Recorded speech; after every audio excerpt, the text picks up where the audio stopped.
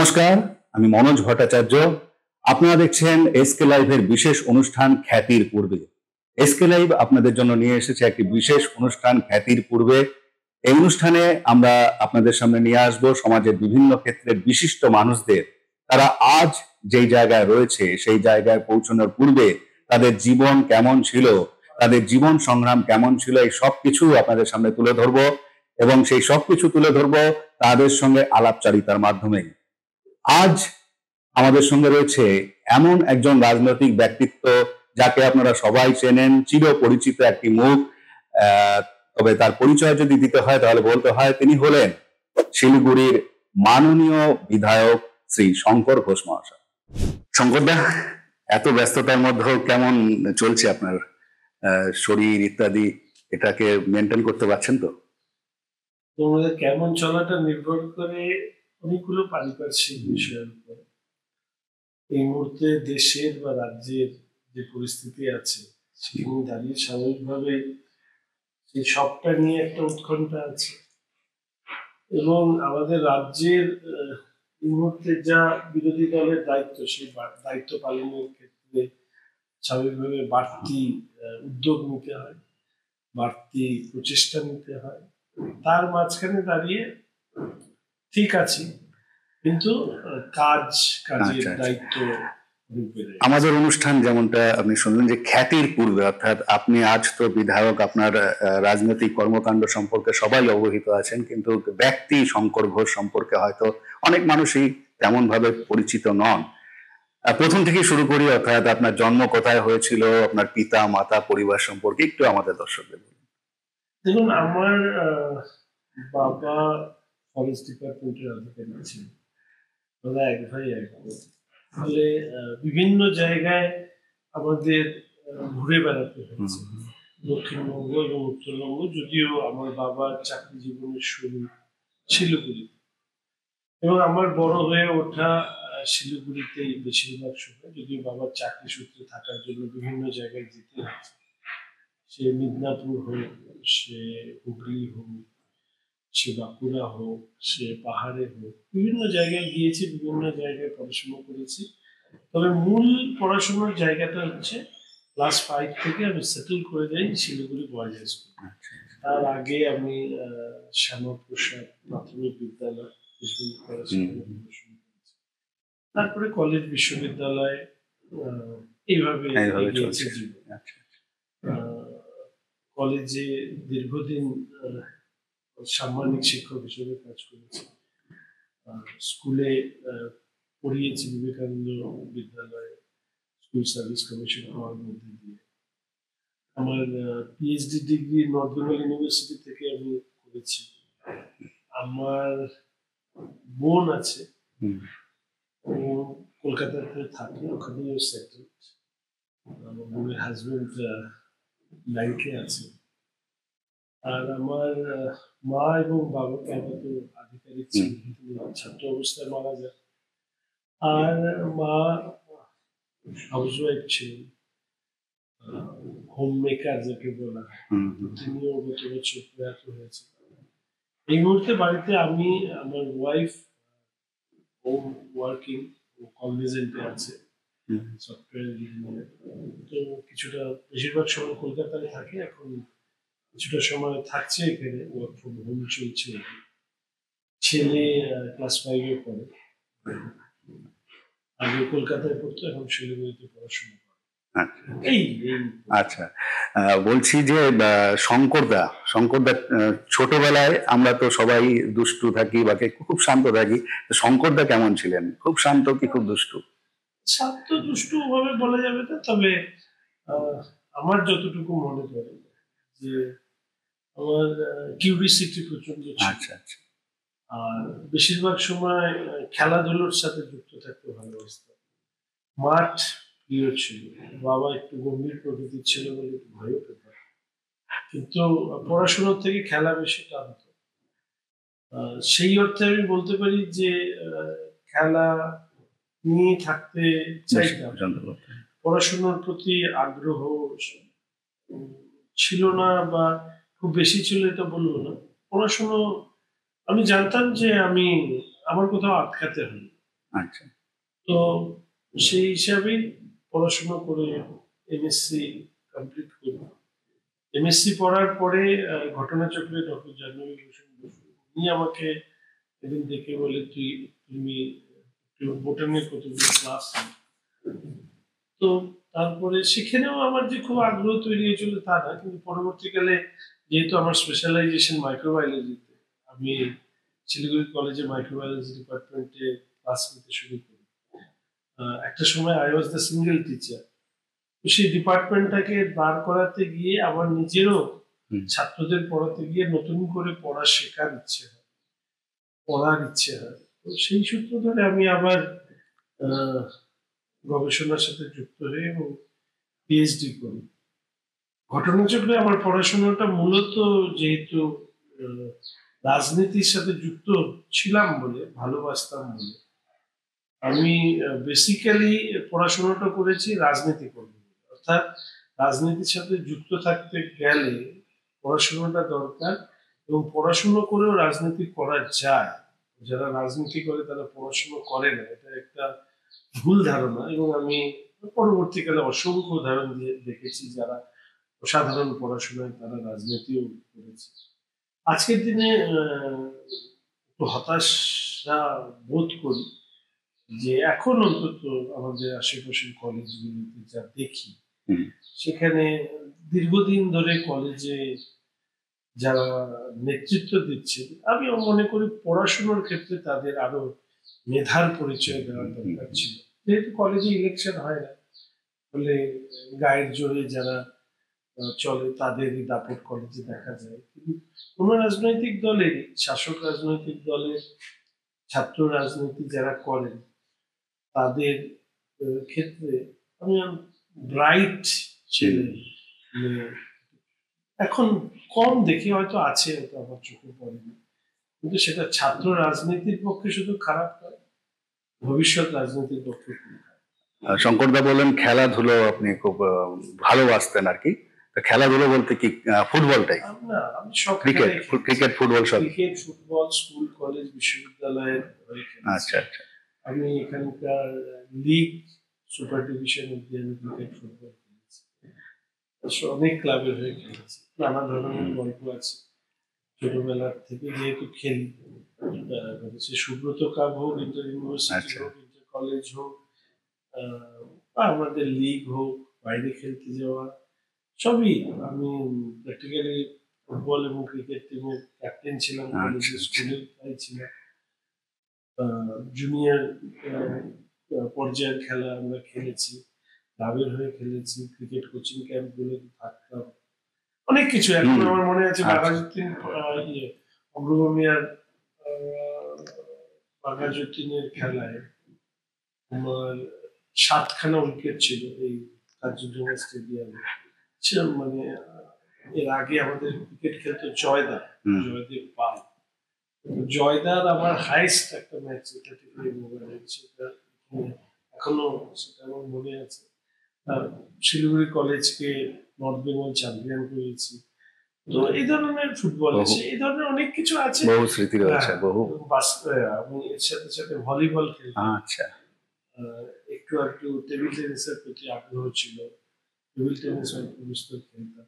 Badminton তো আমরা সবাই টুকটাক খেলি, ফলে খেলার মধ্যে আমি ছিলাম। এছাড়া আমরা নাটক করতাম, উন্মুখ শিল্পী গোষ্ঠী হয়ে নাটক করেছি। পরবর্তীকালে অমিতাভর সাথে অমিতাভ প্যাশনেট পারফরমেন্স যখন সেখানে নাটক করা, কলকাতা হোক, বাংলাদেশ, সেখানে গিয়ে পারফর্ম করেছি। ফলে এটাও নাটকও আমার ভালো লাগে। আমাদের একটা নাচের গ্রুপ ছিল, মিরাকেল। সেখানে আমরা ফোক ডান্স এবং ওয়েস্টার্ন ইন্ডিয়ান যে ড্যান্সের আমাদের একটা কম্পোজিশন, আমরা সেগুলো করতাম। ফলে নানা ধরনের এই সমস্ত বিষয় নিয়ে থাকতাম, সাংস্কৃতিক দিক নিয়ে পুরো আর কি। এরকম কোনো জায়গা নেই যেটা এক্সপ্লোর করি। কাছে পিঠে যা যা ভালো লাগতো সবকিছু করেছি, তবে রাজনীতির কারণে মূলত সবকিছুর থেকে সরে এসে এই কারণে রাজনীতিতে সময় দিতে গিয়ে অন্য কাজগুলোতে হ্যাঁ। সেইভাবে মনোযোগ দিতে পারি। অর্থাৎ শঙ্করদা কিন্তু একজন দক্ষ খেলোয়াড়, সেই সঙ্গে একজন দক্ষ অভিনেতা, আবার তিনি নাচের কথাও বললেন, আরো অনেক কিছু কিন্তু আমরা জানছি কিন্তু এই আজকে শঙ্করদার মুখ থেকেই। হয়তো অনেকেই জানতেন না, অনেকে জানতেন। শঙ্করদা, আরেকটা বিষয় যে শৈশবে এমন কোনো ঘটনা বা এমন কোনো কাহিনী যেটা আজও আপনার মনে পড়ে, এখনো গেঁথে আছে আপনার মনে, এমন কোনো কাহিনী? সেটা অসংখ্য বিষয়। তার মধ্যে একটি যেটা অনুপ্রেরণা যোগায় আজও আপনাকে। অনুপ্রেরণার বিষয় আমি অনুপ্রেরণা বলবো না, তবে দুটো ঘটনা দুভাবে আমি বলতে পারি। আচ্ছা। একটা তো আমরা যখন ঝাড়গ্রামে আমরা ছিলাম, সেই সময় মিদনাপুরে বন্যা হয়েছে। কংসাবতী নদী হালকা হালকা মনে আছে, তখন আমি স্কুলে ভর্তি হইনি, বা এরকম সময় হবে স্কুলে ভর্তি হবো। তো সেই সময় প্রচুর মাছ টাছ ভেসে ভেসে আসতো, যে বন্যার একটা আবছা আবছা কথা আমার মনে পড়ে। কেননা আমার খুব প্রিয় জায়গা ছিল ওইটা, ঝাড়গ্রামের ঠিক কাছেই ছিলাম আমি, এখনো ভাষা ভাষা মনে আছে। খুবই ছোট আপনি তখন। বালি ভাষা বলে একটা জায়গায় আমার বাবা পোস্টেড ছিল, কাছে ক্ষেমাশুলি বলে একটা এয়ারড্রাম এখনো আছে, তার কথা একটু মনে পড়ে। আর অনেক কিছু আছে যেগুলো হয়তো ধাপে ধাপে কথা বললে বলবে।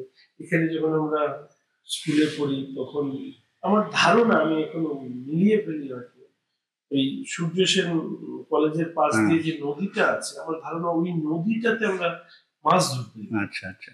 স্কুল থেকে 2-3 তখন এই সমস্ত বড় বড় হাইড্রেনের শিং মাছ, মাগুর মাছ এগুলো পাওয়া যেত, টাকি মাছ, তারপরে ওখানে কিছু এই সময় রঙিন মাছ, খলসে মাছ বা কিছু একটা বলা হতো। আরেকটা ঘটনা যেটা ইন আ ওয়ে ইন্সপিরেশন তো বলবো না, কিন্তু আমি এই সময় কার্জনজঙ্ঘা স্টেডিয়ামে একবার আমার ধারণা রবি শাস্ত্রী কপিল দেব এরা এসেছিল, তখন আমি স্কুলেই পড়ি, ছোট। আমি মাঠে যাইনি, কিন্তু আমি কিছু দাদাকে বলছিলাম যে তোমরা আমাকে একটু অটোগ্রাফি দিবি। তো পরে ওরা এনে দিয়েছিল, যখন আমি পরে ভেরিফাই করে দেখেছিলাম যে ওগুলো একটা ওনাদের অটোগ্রাফি।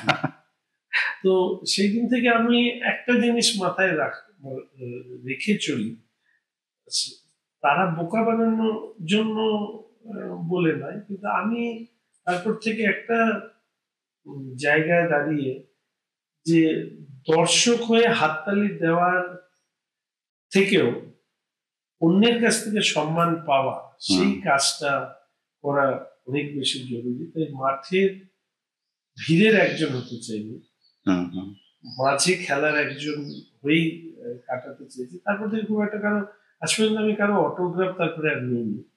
একমাত্র আমার প্রিয় অভিনেতা, আমার ভালো লাগে এখনো, যদিও প্রচুর সিনেমা দেখিনি, তার ব্যক্তিত্ব, তার কথাবার্তা সবটা মিলিয়ে, সেটা হচ্ছে সৌমিত্র চট্টোপাধ্যায়। আচ্ছা।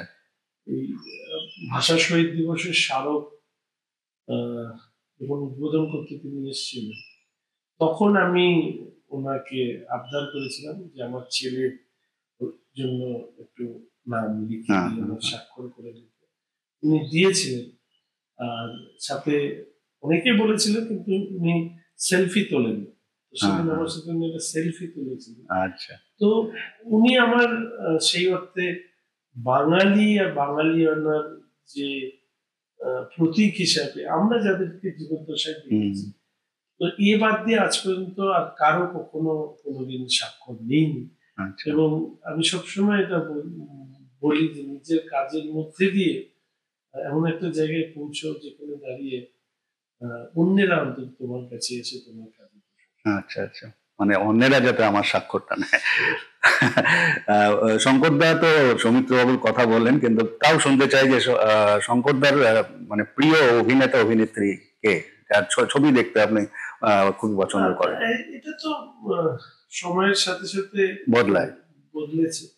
সৌমিত্র চট্টোপাধ্যায়ের কথা আমি বললাম, এই সময় আমরা যখন বড় হয়েছি তখন অমিতাভ আমাদের ফেভারিট ছিল। আর এখন সেই অর্থে সিনেমা দেখার খুব একটা সময় সময় হয় না। অনেকেই আছে যে সিনেমা ভালো লাগলে সেটা দেখি, তাও খুবই কম সময় পাই। সিনেমা চর্চাও আমার মধ্যে খুব একটা নেই। তো সিনেমা, নাটক এগুলো ভালো লাগে, কিন্তু কন্টিনিউটি অর্থাৎ একসাথে 2 ঘন্টা, 2.5 ঘন্টা, 3 ঘন্টা এখন আর বসে সময় হয় না। সিনেমা দেখা যাওয়া আসা কমেই গেছে বলতে গেলে। দেখি, আচ্ছা, কিন্তু এরকম নয় দেখি না। মাঝে মাঝে কিছু সিনেমা বন্ধুরা বলে, তখন সেটা দেখি। এরকম অনেক সিনেমাই আছে আচ্ছা, এগুলো আচ্ছা। দেখতে ভালো। প্রিয় ফুটবল খেলোয়াড়, ক্রিকেট খেলোয়াড় কে প্রিয় ছিল? ফুটবল খেলোয়াড় মারাদোনা। কারণ আমরা যখন বড় হয়েছি, আর মারাদোনার জন্যই অনেকেই ব্রাজিল, আর্জেন্টিনা, অমিতাভ, মিঠুন, এই এই সময় দিয়ে আমরা বড় হয়েছি। ক্রিকেট প্লেয়ার বলতে গেলে আমরা যে সময় বড় হয়েছি সেটা কপিল দেব আর সুনীল গাভাস্কার, এদের দুজনের অবস্থান। সুনীল গাভাস্কার যেভাবে হেলমেট ছাড়া ওই সময় পেস সামলাতেন, মনে হয় না আজও ভারতবর্ষে সেই জায়গায় কেউ পৌঁছেছে। কপিল দেব ভারতবর্ষ থেকে যে কোনো পেশার তৈরি হতে পারে সেটা কপিল দেব দেখিয়েছে। They all are the pioneer person, benchmark, তাদের ভালোবাসা আছে। এবার আসি নেতৃত্বের প্রশ্নে। এই যে নেতৃত্ব দেওয়ার যে গুণগত যে মানটা, মানে যে গুণটা, সেটা কবে থেকে শুরু হয় যে নেতৃত্ব দেব? আপনি তো বললেন আপনি ক্রিকেট এবং ফুটবলেও হয়তো অধিনায়কত্ব করেছেন, কিন্তু এই নেতৃত্ব দেওয়া রাজনীতির ক্ষেত্রে সেটা কবে থেকে শুরু? কলেজ লাইফ থেকেই? সেভাবে আমি জানি না, এটা ন্যাচারাল ইনস্টিংক্ট, লিডারশিপ তৈরি হয় না। লিডার সাধারণভাবে লিডার্স তারা জন্মায়, তাদেরকে তৈরি করা যায় না, এটা কেউ জানে না। আমিও যে খুব স্কুলের মধ্যে লিডার ছিলাম তা না, কিন্তু যেটা আমাদের থাকে, অর্থাৎ কোনো একটা ক্রাইসিস সিচুয়েশন, কোনো একটা সিচুয়েশন হ্যান্ডেল করার একটা নিজস্ব ক্ষমতা, সেটা কিন্তু শারীরিক শক্তি বা আর্থিক কারণে নয়, সেটা বুদ্ধির সাথে সেটাকে হ্যান্ডেল করার ক্ষমতা। সেটা ধীরে ধীরে ধীরে ধীরে লিডারশিপ কোয়ালিটি বিল্ড আপ করে, এবং তার সাথে সাথে প্রতিবাদ করার মানসিকতা ছিল। অন্যায় হলে সেটা প্রতিবাদ করা, এবং কেউ অসুবিধায় হলে তার পাশে দাঁড়ানো, এই দুটো, এবং ক্রাইসিস সিচুয়েশন হ্যান্ডেল করা, আচ্ছা, তিনটে মিলেই আস্তে আস্তে, মানে ধীরে ধীরে স্কুল থেকেই শুরু হয়েছিল, কলেজ, ইউনিভার্সিটি, আস্তে আস্তে এগিয়ে যাওয়া। আমি আবার আপনার পিতামাতার দিকে চলে যাব। আপনার মা বিশেষ করে আপনার এই জীবন সংগ্রামে কিভাবে প্রভাব ফেলেছে এবং কিভাবে অনুপ্রেরণা জুগিয়েছিল? আমার বাবা ছিলেন খুব আইডিয়ালিস্টিক পারসন। তো বাবার প্রিন্সিপাল অনেস্টি, তার আমি বলবো তার লোকের জন্য কাজ করবার মানসিকতা, কিন্তু তিনি খুব স্বল্পভাষী ছিলেন, খুব কম কথা। পড়াশোনার জগৎ নিয়ে তার অসীম আগ্রহ ছিল।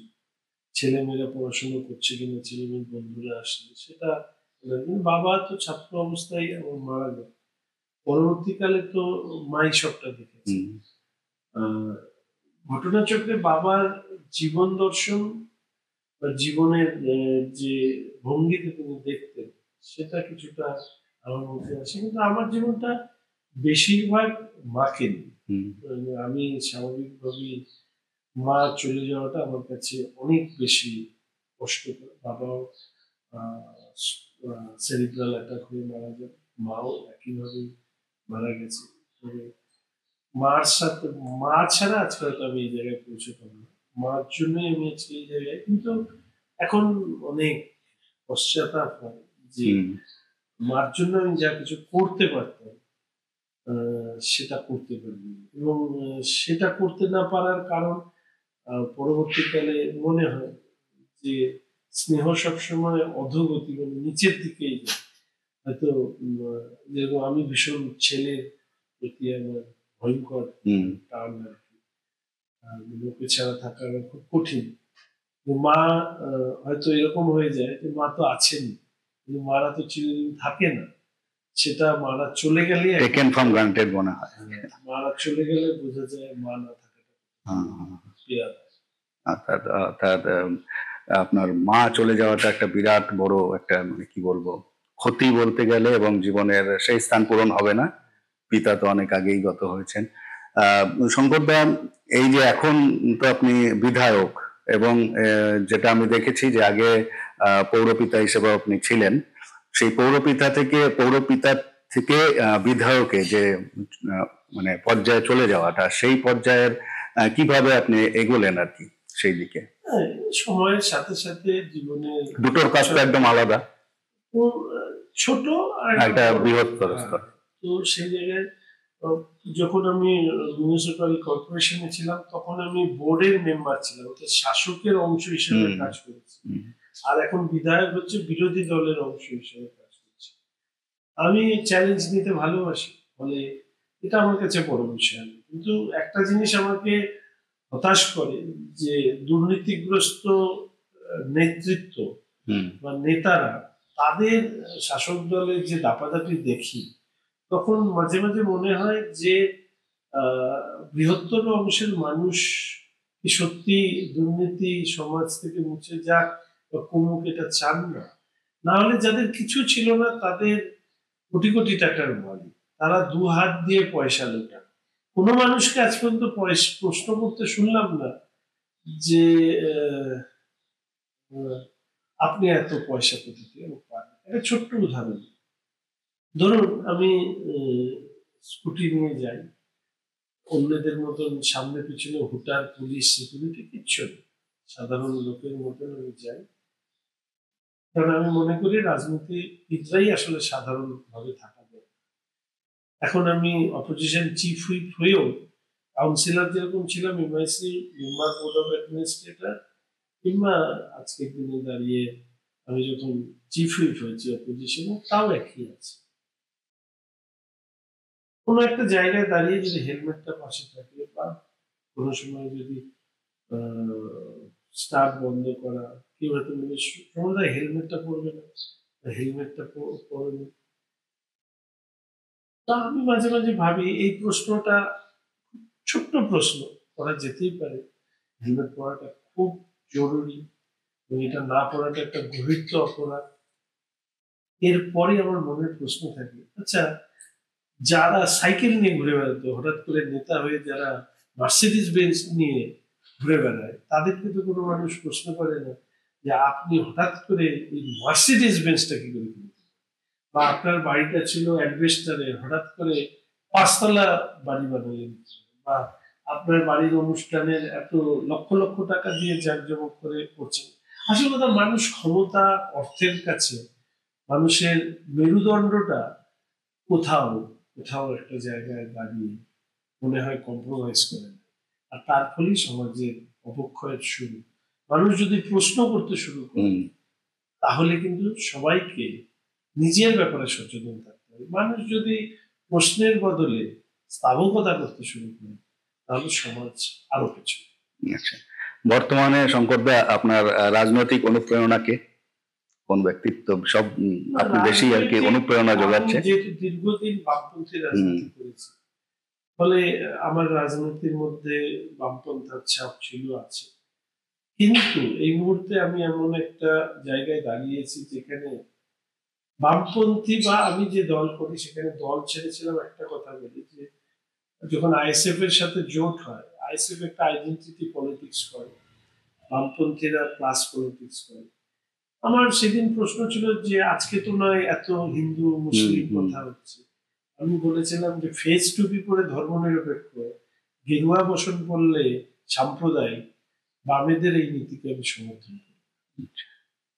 আমি যেহেতু শৃঙ্খলা পরায়ণ পার্টির কর্মী ছিলাম, আমি ঘরের ভেতরে যে সমালোচনাগুলো করতাম বামেদের, যে হিন্দুদের বিদ্রুপকারী সব থেকে বড় দলের নাম হচ্ছে সিপিআই, হুম, স্থাবকতাটা বললাম না, আমি বললাম যে হিন্দুদের বিদ্রুপ করে। আর তৃণমূল কংগ্রেস হচ্ছে মুসলিমদের তোষণ করে। হুম, এতে এই দুটো পার্টির ক্যারেক্টার হচ্ছে। আমি বললাম যে মৌলবাদের বিরোধিতা করতে গিয়ে সংখ্যালঘু সংখ্যাগুরু সারা ভারতবর্ষের সারা পৃথিবীর ইতিহাস, মুসলিম মৌলবাদ, ফান্ডামেন্টালিজম সবটা মিলিয়ে আমি বামেদের নীতির সাথে সহমত পোষণ না করে বেরিয়ে এসেছি। এবং আজকের দিনে দাঁড়িয়ে আমি মনে করি সঠিক সিদ্ধান্ত নিয়েছি। পশ্চিমবঙ্গের হিন্দুরা আজকে অসুরক্ষিত। ভবিষ্যৎ যার প্রমাণ আমরা মুর্শিদাবাদ এবং মালদায় দেখেছি, যেখানে হিন্দুদের উদ্বাস্ত হতে হয়েছে, হিন্দুদের ঘরের মধ্যে কুচু কাটা হয়েছে। আমি আমার যারা মুসলিম বন্ধু আছে এনলাইটেন, তারাও কিন্তু বাইরে বেরিয়ে এই সমস্ত ঘটনার প্রতিবাদ করেন। তাদের কাছ থেকে কিন্তু আমি শোনার চেষ্টা করি যে আজকের দিনে আমরা সত্যি কতজন ধর্ম হিসাবে হিন্দু বা মুসলিম এগুলোকে জানি। আমরা হয়তো অনেকেই অনেক কথা বলি, যেরকম সরকারি স্তরে মাদ্রাসা পড়া, মাদ্রাসা আছে, খারিজি মাদ্রাসা আছে, মাদ্রাসাগুলোর ভূমিকা কি? বুদ্ধ ভট্টাচার্য এক সময় খারিজি মাদ্রাসা তুলে দেওয়ার কথা বলেছিল। তো এই সবটা মিলিয়ে আজকের দিনের ইন্সপিরেশন আমি বলবো যে ভারতীয় জনতা পার্টি একটা বিচারধারায় বিশ্বাস করে। সেই বিচারধারার একজন কার্যকর্তা হিসেবে, কর্মী হিসাবে আমি সেটার অনুশীলন করছি। এবং দেশকে আজকে যে জায়গায় পৌঁছে দিয়েছে মাননীয় প্রধানমন্ত্রী নরেন্দ্র মোদী মহাশয়, সেটা নিশ্চিতভাবে ভারতবাসী হিসেবে গর্বের। কোটি কোটি ভারতবাসীর কাছে উনি আইকনিক ফিগার। এবং ওনার পাশাপাশি আমার আরেকজনকে ভালো লাগে, সেটা হচ্ছে অটল বিহারী বাজপেয়ী। আমার ওনাকেও ভীষণ ভালো লাগে। তবে এই স্বল্প সময়ের মধ্যে বর্তমান প্রধানমন্ত্রী তার কাজ, দৃষ্টিভঙ্গি এবং অত্যন্ত বলিষ্ঠভাবে তিনি যে দেশকে নেতৃত্ব দিচ্ছেন, বিশ্বের মানচিত্রে ভারতকে প্রতিষ্ঠা করেছে, সেটা অবশ্যই বিশাল ব্যাপার। অটল বিহারী বাজপেয়ী যে তার আলাদা ছন্দ ছিল, সেই ছন্দের আমি প্রেমী। এই মুহূর্তে আমি এখনো বলি যে শেখার মধ্যে দিয়ে যাচ্ছি, কিন্তু এই মেকি ধর্ম নিরপেক্ষতার মুখোশ পরে যারা জন্মসূত্রে হিন্দুদের বিপদ হয়ে দাঁড়িয়েছে, তাদের বিরোধিতা করা। এবং তৃণমূল কংগ্রেস হচ্ছে পলিটিক্যাল, আমার বলবো এনিমিটি, বা রাজনৈতিকভাবে আমি তৃণমূল কংগ্রেসের এই রাজ্য থেকে অপসারণ, এটাই আমার এই মুহূর্তে চাই। প্রায় শেষের দিকে চলে এসেছি। শঙ্করদার যে জীবন সংগ্রাম, যে জীবন সংগ্রামের মাধ্যমে তিনি আজ এই জায়গায় পৌঁছেছেন, সেটা তো আমরা শুনলাম, আরো অনেক কিছু আমরা জানলাম। শঙ্করদা, মানুষকে আপনি কি বলতে চান? আপনার এই জীবন থেকে কি অনুপ্রেরণা নিয়ে তারা এগিয়ে যাবে? পরিশ্রমের কোনো বিকল্প নেই। স্থাবক এবং স্থাবক পরিবৃত্ত যারা, তাদের গর্তে পড়ার সম্ভাবনা খুব বেশি। আর বলবো যে সাদা কালো দুটোই একজন মানুষের মাঝখানে খুঁজে দেখবার চেষ্টা করি। অনেক সময় রাজনৈতিক নেতৃত্বকে আপনারা শুধুমাত্র তার বহিরাঙ্গটা দেখেন, ছবিটা দেখেন, বাইরেটা দেখেন, কিন্তু মানুষ হিসেবে তারা সমাজের, পরিবারের জন্য কতখানি ভালো সামগ্রিক ভাবে, সেটা আপনার ব্যক্তি না। আপনি ব্যক্তি হিসাবে আপনি কোনো কারো কাছে গেলেন, সে অগাধ দুর্নীতি করে আপনার মেয়ের বিয়েতে 25,000 50,000 টাকা দিয়ে দিল, আর আপনি বললেন যে দাদার জয় হোক। তো দাদা যে ওই 25,000 টাকা দিতে গিয়ে আরো 25,000 লোকের পকেট মেরেছে, আপনি যখন সেটা যদি ভুলে যান, তাহলে এরা যদি নেতা হয়, ভবিষ্যতের জন্য অবশ্যই খারাপ। ফলে মানুষ হিসাবে নেতাদেরও পর্যালোচনা করা দরকার মানুষের। আমরা কিন্তু শঙ্করের কাছ থেকে সবকিছুই শুনলাম। শঙ্কর দ্বারা বললেন যে তার যে জীবন সংগ্রাম, সেখান থেকে মানুষ কিভাবে অনুপ্রেরণা নেবেন। আরো অনেক কিছুই জানার ছিল, কিন্তু এই স্বল্প সময়ের মধ্যে তো জানা সম্ভব নয়। তবে শঙ্করদা, যে পরবর্তী ভবিষ্যৎ পরিকল্পনা কি রয়েছে? এই মুহূর্তে একটাই লক্ষ্য, একটাই পরিকল্পনা, তৃণমূলকে এই রাজ্য থেকে আমরা আগে জানতাম যে সরকারি চাকরি মানে নিশ্চয়তা থাকবে সরকারি চাকরিতে, কিন্তু এখন দেখছি যে সরকারি চাকরি খুইয়ে যাচ্ছে, মানে চলে যাচ্ছে। সেই ব্যাপারগুলো তো আগে কি আমরা দেখিনি কিন্তু খুব একটা, বিশেষ করে পশ্চিমবঙ্গে। আমি এই যে বলেছি যে বাংলার একটা, পশ্চিমবঙ্গের একটা নৈতিক অধঃপতন ঘটেছে, এবং তার জন্য দায়ী এক এবং একমাত্র মমতা ব্যানার্জি। ওনাকে যারা বিশ্বাস করেন তারা এটা ভুলে যান উনি ক্ষমতা ছাড়া আর কিছু বুঝেন না। ক্ষমতার জন্য উনি পশ্চিমবঙ্গ কোনো দেশকেও শুলে চুকিয়ে দিন। ফলে এই সরকারের পতন না ঘটলে এই বিষয়গুলো দূর হবে। আর তারপরেও যদি ক্ষমতায় আসার পরে যারা শাসক হবে তারা যদি একই ভুল কাজ করে, মানুষের একই হবে। আচ্ছা, ধন্যবাদ শঙ্করদা, আপনার এই ব্যস্ত যে শিডিউলের মধ্যে থেকে আমাদের সময় দেওয়ার জন্য। আপনি সুস্থ থাকুন, আমরা এটাই চাই। আপনার এই মানুষের জন্য কাজ করা আরো এগিয়ে যাক এবং আপনি সমাজের জন্য কাজ করে চলুন, এটাই চাই। ধন্যবাদ। 200 રૂપિયામાં 1.5 crore Punjab state dear 200 monthly lottery. पहिलो पुरस्कार 1 करोड़ 50 लाख ग्यारंटीड। पहिलो पुरस्कार बिक्री भएका टिकट बाट। अब तपाईको शहर जलपाइगुडी र सिलगुडीमा बर्लिया ह्युन्डाई अधिकृत डिलर तपाईको लागि हामीसँग छ 3 सुविधा: सेल्स, सर्भिस र स्पेयर पार्ट्स। नयाँ कार बिक्रीसँगै हामी तपाईको ह्युन्डाई कारको लागि वर्कशप, मर्मत, बडी शप, इन्स्योरेन्स क्लेम, सजिलो फाइनान्स, कार एक्सचेन्ज र इन्स्योरेन्स रिन्युअल सुविधा पनि दिन्छौं। ह्युन्डाई कार कम मर्मत खर्च, उच्च विश्वसनीयता। हामी सबै ब्रान्डका पुराना कारहरू किनबेच गर्छौं र ह्युन्डाई युजर कारहरू वारन्टी सहित उपलब्ध गराउँछौं। अब कार किन्ने, बेच्ने वा सर्भिस गर्ने बर्लिया ह्युन्डाई तपाईको पहिलो रोजाइ। ठेगाना बर्लिया कम्प्लेक्स, 2nd माइल, सेवा क्रॉस, सिलिगुडी। संपर्क number 9734930001।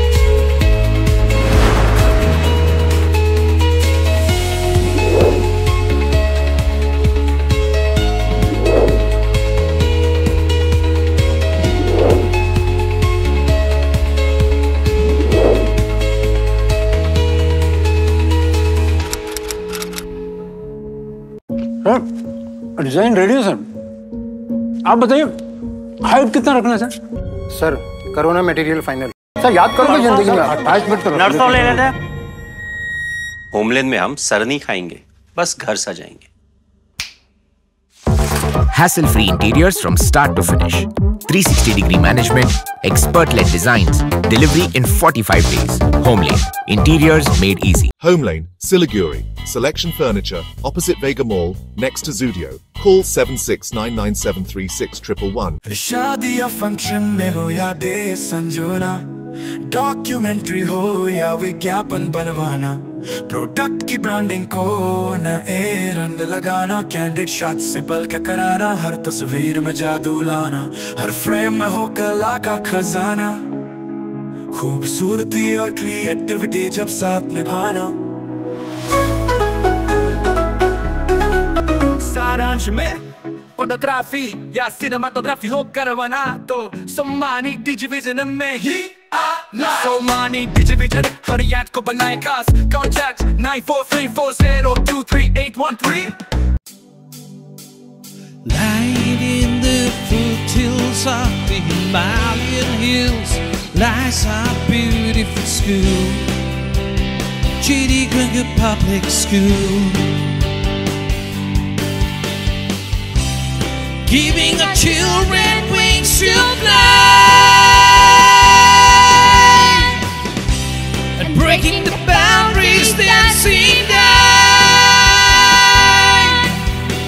This Chidi Ganga Public School, Siliguri is the perfect school for you.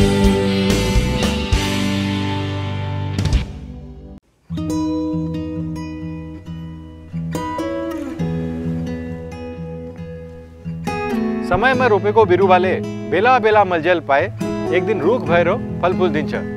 त्यसरी नै एसआईपी में ससानो रकम लगाउनु गर्दै गरी ती रकमहरू भविष्यमा ठूलो रूप लिन सक्छ एवं तपाईले धनवान पनि बनाउन सक्छ।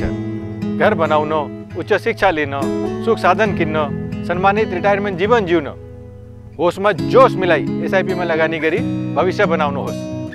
म्यूचुअल फंड निवेश बाजार के जोखिमों के अधीन है। योजना से जुड़े सभी दस्तावेजों को ध्यान से पढ़ें। SK live career guidance initiative. SK live news सिर्फ खबरों तक सीमित नहीं है। हमारा मिशन है हर युवा की प्रतिभा को नई ऊंचाइयों तक ले जाना। अब 10वीं और 12वीं के बाद डिप्लोमा कोर्स चुनना होगा आसान। सर्वश्रेष्ठ डिप्लोमा कोर्स में लें प्रवेश, paramedical, aviation, fashion design, graphic designing, hotel management, event management, interior design, beautician course, photography और भी बहुत कुछ। और आपको मिलेगा सिलीगुड़ी के टॉप इंस्टीट्यूट की फ्री विजिट और एक्सपर्ट से सीधी सलाह, करियर प्लानिंग में पूरा सहयोग। तो देर किस बात की, जुड़िए SK live career guidance initiative के साथ और अपने उज्जवल भविष्य की ओर कदम बढ़ाइए। जुड़े SK live career guidance initiative के साथ। कॉल 8768384858।